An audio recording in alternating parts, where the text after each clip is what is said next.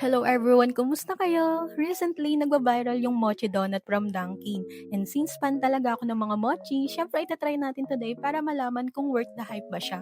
So ayan, here's the mochi donut from Dunkin'. Super cute nila tingnan dahil sa shape and colors.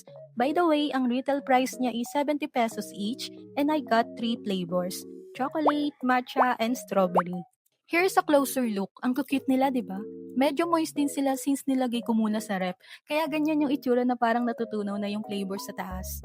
Anyway, i-taste test na natin. First is itong chocolate flavor. Ang lambot ng dough and slightly chewy siya. Yung chocolate mismo lasang familiar, parang usual chocolate donut flavor nila.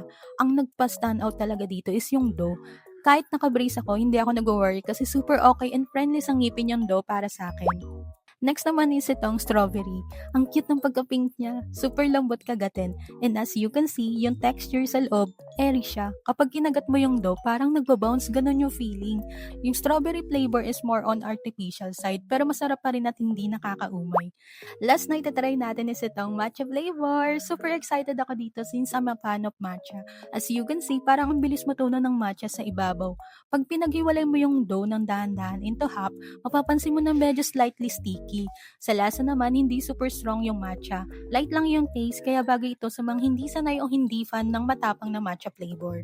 Again, yung dough talaga ang star for me. Super amazed ako kaya sobrang na-enjoy ko yung pagkain lalo na netong matcha flavor. Pinutol-putol ko pa sila bago kainin kasi ang satisfying ng pagka-slightly sticky. Tapos pag kinagat mo na, ang bouncy and super lambot. And the best part na nitong mochi donut ko, itong black coffee. Ang saya lang, perfect combo. Overall, na-enjoy ko talaga siya and worth the hype siya for me. So ayun lang everyone. Thank you so much for watching and ingat kayo. See you on my next one. Ciao!